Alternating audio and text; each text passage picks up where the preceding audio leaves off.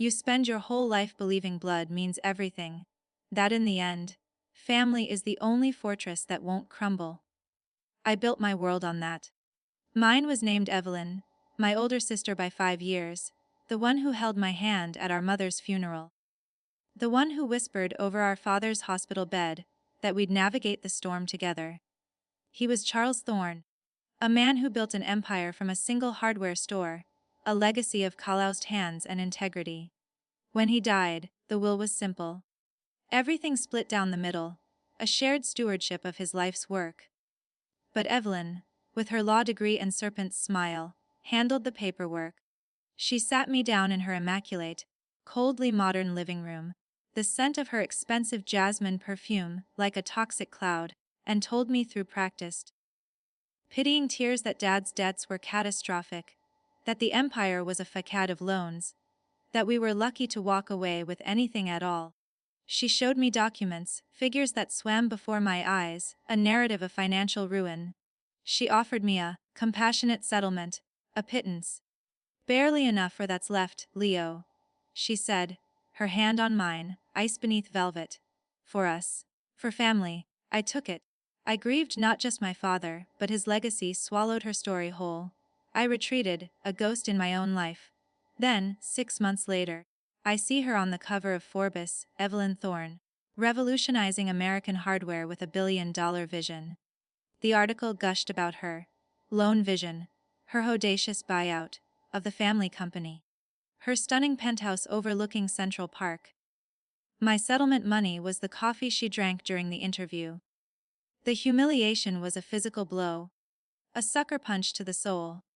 But the true gutting came later, from a forgotten digital relic.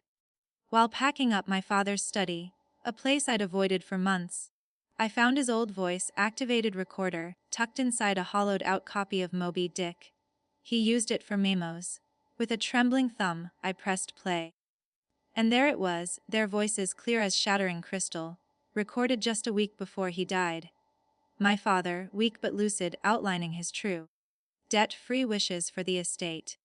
And Evelyn, her voice not one of a daughter, but of a corporate raider, coolly surgically manipulating his medication-addled fog, weaving her web of lies, promising him she'd take care of Leo, all while methodically steering him to sign the documents that would erase me. The recording ended with her saying, "Don't worry, Dad. Leo's not built for this world. It's better this way." The silence that followed in that dusty room was the loudest sound I'd ever heard. I replayed it, and replayed it. Each time, the knife twisted deeper, but the coldness setting into my bones was a new kind of marrow. She didn't just steal my money. She stole my father's final truth, my place in his story, my own sister. I sat in the gloom of his study, the recorder's weighted anchor in my palm, watching the neon sign from the bodega across the street flash red across the ceiling, on, off, like a failing heartbeat. And that was the moment I knew the real revenge begins now. The plan could not be born from heat, but from a cold that settled so deep into my bones, it felt like a new skeleton. Heat would make me reckless, and Evelyn, in her fortress of glass and steel, was the queen of cool calculation. My first move was disappearance. I used the pathetic settlement, her hush money, not to survive, but to vanish. I quit my mid-level architect job, sublet my Brooklyn apartment to a taciturn musician, and became a ghost in plain sight. I moved into a single-room occupancy in a fading part of Jersey City, where the constant grumble of the Pulaski Skyway was a lullaby of anonymity. The room smelled of stale cigarettes and old wood, and the window view was of a brick wall, but it was perfect. Here, Leo Thorne, the betrayed brother, the gullible fool, needed to die a quiet death. In his place, a patient observer began to take shape. I spent weeks doing nothing but studying her, not through confrontation, but through data. I became a scholar of Evelyn Thorne. Her SEC filings were my scripture, her social calendars my maps. Her corporate press releases my lesson in deception. I learned the rhythms of her life the Tuesday and Thursday evenings at her penthouse on Billionaire's Row. The Monday and Wednesday nights, at her lover's townhouse in the West Village, Carter Reid, a venture capitalist with the morals of a stoat, and the smile of a talk show host. Weekends were for her house in the Hamptons, a brutalist concrete masterpiece perched on the dunes like a predator. She was a creature of impeccable, arrogant habit. The recording was my nuclear core. But I couldn't just hit play. A public blast would make me a tragic footnote in her scandal, a bitter sibling crying fall. It would be a spectacle. Then a settlement, then a silence. No. She needed to be dismantled brick by psychological brick, to feel the fortress tremble long before it fell. The weapon wasn't just the audio, it was the fear of the audio. The not knowing. The first fisher appeared in the form of a man named Silas. He was a private investigator my father had used years ago, for a sensitive corporate matter, a man who existed in the grey margins. His office above a noodle shop in Flushing. Finding him was an act of faith. He was older, heavier, his eyes like chips of flint behind thick glasses. I played him a 30-second snippet of the recording, just Evelyn's voice, cold and clear, saying, "Leo's not built for this world. It's better this way." I didn't mention the inheritance, the fraud. I simply said, "She's taken something from me. I need to understand her landscape." Completely. Silas listened, his expression unchanging. He finished his tea, set the cup down with a deliberate click. "That," he said, his voice a gravel road, "is the sound of someone who has already buried you. Understanding her landscape won't be enough. You'll need to poison the well." He took the job, paid for in cash from my dwindling reserve. His reports were clinical masterpieces. He didn't just follow Evelyn, he dissected the ecosystem around her.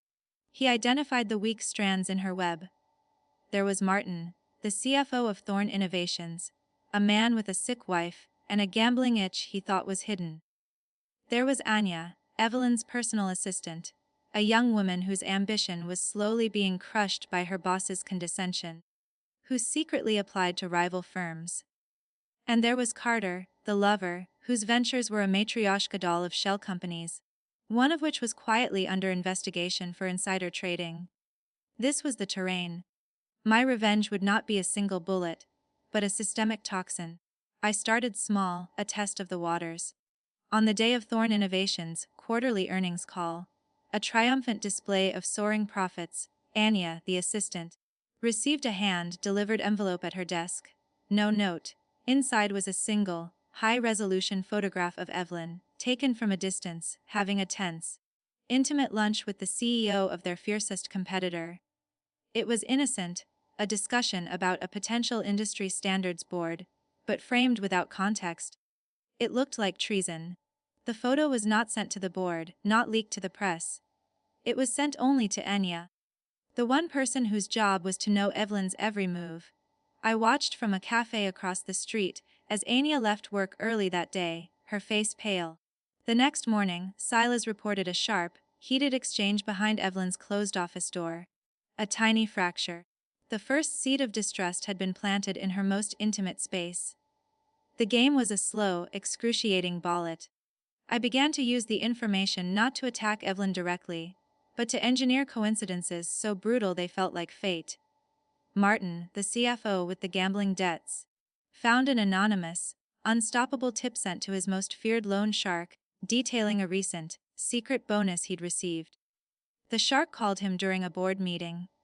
I know because I had a simple audio bug planted in the potted fiddle, Leaf Fig by Silas's man, a temp cleaner.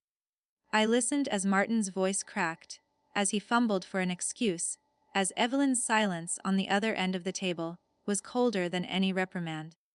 He was dismissed 2 weeks later, to pursue other opportunities, but the rumor of his instability was a stench that clung to the executive floor.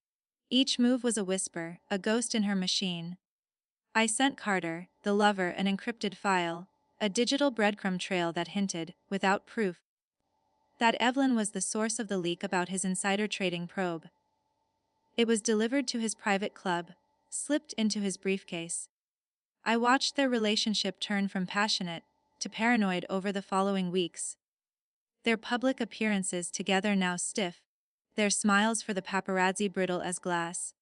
He started showing up at her offices unannounced. Arguments echoed in the penthouse elevator lobby. I would sit in my rented car, a nondescript in the underground garage, listening via the security feed Silas had looped, to their crumbling fairy tale. Who have you been talking to, Evelyn? Carter's voice, a snarl. You're drowning in your own schemes, and you're pulling me down with you! Her reply, frigid and defensive, was the sound of a woman who felt the ground, for the first time, shifting beneath her perfectly shod feet. But the true centerpiece, the masterpiece of the torment, revolved around the recording itself. I couldn't unleash it. I had to make it haunt her. On the anniversary of our father's death, I knew she would visit his grave in the old, oak-shaded cemetery in Westchester. It was a performative act, a photo opportunity for her persona as the devoted daughter. I was there before dawn, the air misty and chill, hidden in the copse of trees that bordered the family plot. I watched her arrive alone, a solitary figure in a black coucher coat, placing a single white rose on the granite stone. She didn't cry, she stood there, a statue of calculated grief. As she turned to leave, the old, discarded recorder, the very one I'd found, lay on the path just ahead of her, nestled in fallen leaves. It was clean of prints. She stopped, stared at it. A flicker of raw, unvarnished fear passed over her face, so brief it was almost imaginary. She knelt, picked it up. She pressed play. I had edited the file down to a 7-second loop, just our father's voice, weak and confused, saying, Evelyn, the split is 50-50, you understand, for Leo. You have to promise me. And her own voice, smooth as oil, cutting in, I promise, Dad. I'll take care of everything. Over and over. Her face drained of all blood. She looked around, wild-eyed, a cornered animal. She shoved the recorder into her pocket, and almost ran back to her waiting town car. That night, Silas's contact inside her building's security saw her on the penthouse cameras, dismantling the device with a fireplace poker, then burning the pieces in her terrace fire pit. She thought she had killed the ghost. She had no idea she had just confirmed its power. The psychological siege escalated. I began to mirror her own tactics back at her. She had used our father's weakness. I would use her growing paranoia. A cryptic, untraceable text would arrive on her private phone minutes before a key meeting. Hey, knew. And now I know, no context, just that. I had snippets of the audio, the most damning phrases, converted to spectrograms, those visual fingerprints of sound, and had them mailed to her board members as abstract art prints, with a innocuous gallery label on the back. To them, it was modern nonsense. To her, it was a scream from the grave. Her impeccable composure began to fissure. She fired Anya, accusing her of espionage. She publicly cut ties with Carter, a move the gossip columns painted as her ruthless focus, but which I knew was sheer panic. She started spending more and more time alone in the penthouse, the lights burning late. I could see her sometimes, a silhouette against the vast window, pacing. I was in the building across the way, in a short-term rental Silas had arranged, watching through high-powered lenses. The hunter observing the trapped prey. Her empire from the outside was stronger than ever. The stock price climbed, but the center was rotting. The climax had to be a choice, not an accident. I needed her to walk into the destruction, eyes open, to understand the architect of her ruin. I orchestrated a final, irresistible trap. Using the digital footprints Silas had gathered, I forged a trail suggesting that a rival corporation, Vulcan Industries, was in possession of the full recording and was preparing a hostile takeover, leveraging the scandal to oust her. I had fake emails sent, fake server logs created, a whole phantom narrative of corporate espionage. Then, I lured her to the scene of the original sin, our father's now shuttered hardware store in Red Hook, a decaying warehouse space awaiting redevelopment. The message, from a fake Vulcan intermediary, promised a negotiation, the recording for a controlled exit. She came, of course, not as a CEO, but as a creature of pure survival instinct. She wore black, her hair pulled back severe and tight, her face a mask. The warehouse was a cathedral of shadows, smelling of dust, old wood, and rust. Rain pattered on the corrugated roof, a steady, dismal drum. I stepped from the darkness, into a shard of pale light from a street lamp outside. For a long moment, she just stared. The shock wasn't that I was there. It was that I was there, in this context. The betrayed soft-hearted brother, standing in the heart of our father's legacy, calm and steady. Leo, she said. The name a curse. This is you. All of this petty shadow war. Her voice tried for disdain, but it trembled at the edges. Petty. My own voice surprised me. It was flat, resonant in the empty space. You defined the terms, Evelyn. You turned family into a hostile takeover. I just learned from the best. I held up my phone. The full recording is here. Not with Vulcan. There is no Vulcan. It was always me. The texts, the photos. The whispers to Carter and Martin. All me. I saw the understanding crash over her, wave after terrible wave. It wasn't a single betrayal she faced, but a labyrinth she'd been lost in for months. Built by the brother she'd considered a non-entity. Her cold elegance finally shattered. What do you want? She hissed, her hands clenching at her sides. The money. The company. You can have it. It's a gilded prison anyway. I shook my head slowly. I don't want your prison. I want you to hear it. All of it. The full, unedited truth of what you did in that hospital room. I hit play. Our father's frail, trusting voice filled the cavernous warehouse, followed by her meticulous, venomous manipulation. I watched her as she listened, forced to hear her own monstrosity. She didn't cry. She didn't plead. She just folded in on herself, her shoulders slumping, as if the very structure of her being was collapsing. When it ended, the silence was absolute but for the rain. The copy you destroyed was a decoy, I said softly.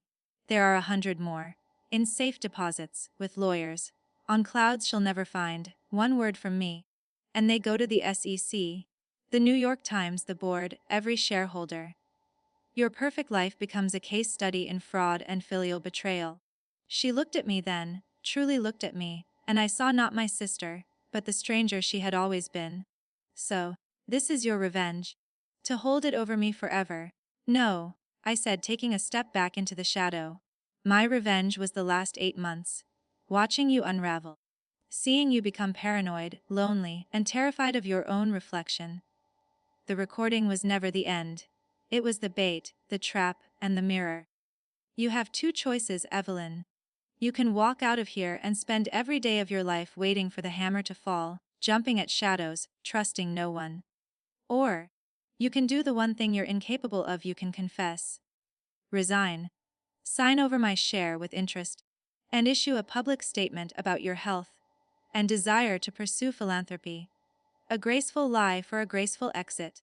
The recording remains my insurance policy, silent unless you ever try to rebuild this kind of power, or come near me again. I left her there, standing in the ghost of our father's dream, surrounded by the echoes of her own voice. I didn't look back. The revenge was complete not in her destruction, but in her imprisonment in the gilded cage of her own making, now fully visible to her, with me holding the only key. I walked out into the rainy New York night. The neon lights of the city smearing on the wet pavement, like melted jewels. The hollow in my chest was still there, the place where a sister should have been. But it was no longer an open wound. It was a crypt, sealed and quiet. And for the first time since I'd heard that recording, I could breathe.